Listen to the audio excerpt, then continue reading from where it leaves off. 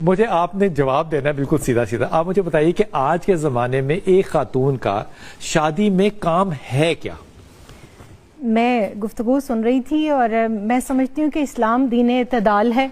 اس نے کچھ احکامات فرائض رکھے ہیں, اچھا, کچھ واجب ہیں, کچھ سنت ہیں, کچھ جو ہے وہ احسن کے درجے میں آتے ہیں, مستحبات ہیں. ٹھیک. اب مجھے اگر رہنمائی چاہیے تو مجھے علامہ اقبال کہتے ہیں بطول باش پنہا شو ازی اثر کہ در آغوش شبیر بگیری, کہ اے آج کی مسلمان بیٹی اگر تجھے چاہیے کہ تو زمانے کی بیسٹ ویمن بنے, ویمن آف دا ایئر بنے اور تو جنت میں بھی جائے, تو تجھے کیا کرنا ہے؟ تجھے بطولی کردار اپنانا ہے. اب آپ نے کہا تھا سیدھا جواب میرے پاس کیا ہے؟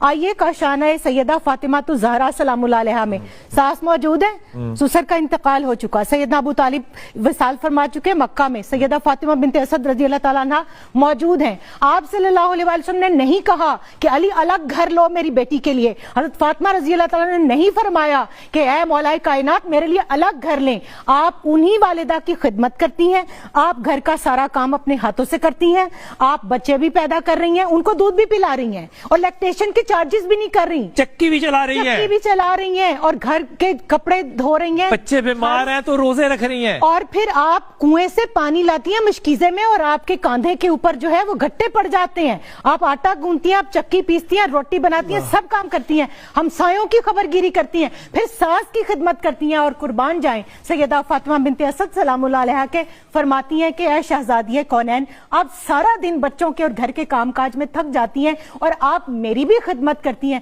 تو کتنے پیار سے آگے سے فرماتی ہیں کہ آپ میرے والد کی اور علی کی ماں نہیں, میری بھی ماں ہے. یہ معیار ہے, یہ پیمانہ ہے, یہ پیرامیٹر ہے. آپ نے سسر کی خدمت کی بات کی نا, میں بہت دکھ کے ساتھ کہتی ہوں میں وہ عورت ہوں جس کو معاشرے میں سب سے زیادہ یہ سوال فیس کرنا پڑتا ہے, جی ہمارے اوپر ساس سسر کی خدمت کرنا تو فرض نہیں, تو آپ میں بتائیں آپ اپنے ماں باپ کو اپنی بھابھی کے پاس کیوں چھوڑ کے آئی ہیں؟ آپ کیوں کہہ کے آئی ہیں کہ میرے ماں باپ کا خیال رکھنا؟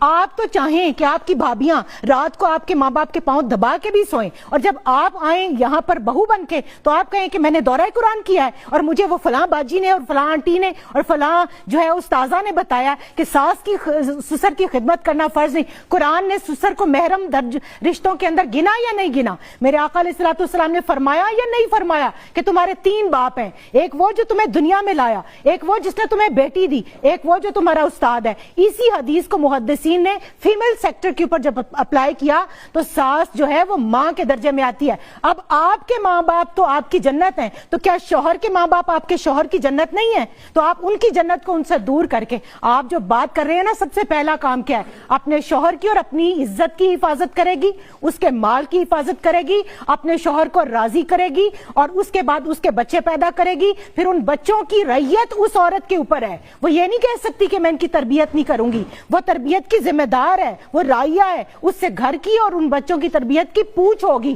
اور اس کے بعد اگر وہ اپنے شوہر کو سپلٹ کرتی ہے تو وہ یہ دیکھے کہ وہ اپنے شوہر کو جس کو پال پوس کے جوان کر کے آپ کی آنکھ کا تارا بنایا, آپ کے ماں باپ کا آئیڈیل بنایا, آپ اس کو جب الگ کریں گی تو آپ اس کو دوزخ میں دھکیل رہی ہیں, آپ اس کو جنتی نہیں بنا رہی, آپ اس کی معاون بن رہی ہیں دوزخ کے اندر. کیونکہ جو بات علامہ صاحب کر رہے تھے, لڑکے کے اوپر کسی طرح یہ جو ذمہ داری ہے یہ ساقط نہیں ہوتی کہ رات کو اگر ماں باپ بیمار ہیں تو وہ جو ہے ان کو پوچھے بھی نہ, ان کے پاس اویلیبل بھی نہ ہو, ان کو ایمرجنسی میں لے کے جانے کی ضرورت پڑے تو وہ وہاں بھی نہ ان کو لے جا سکے.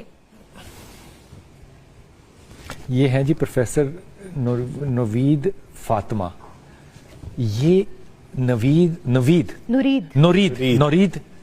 فاطمہ جو ہے نا, یہ آپ ساروں کے ممبر پہ بھاری ہے, ایمانداری سے کہیے. ممبر تو ہمارا ہے ہی نہیں رسول اللہ. میں مثال کہہ رہا ہوں نا, سب پہ بھاری ہے. ٹھیک ہے, لیکن جو اس خاتون نے بات کی ہے نا, یہ بات یہ ہمارے علماء کیوں نہیں کرتے؟ پوچھنے والی بات ہے.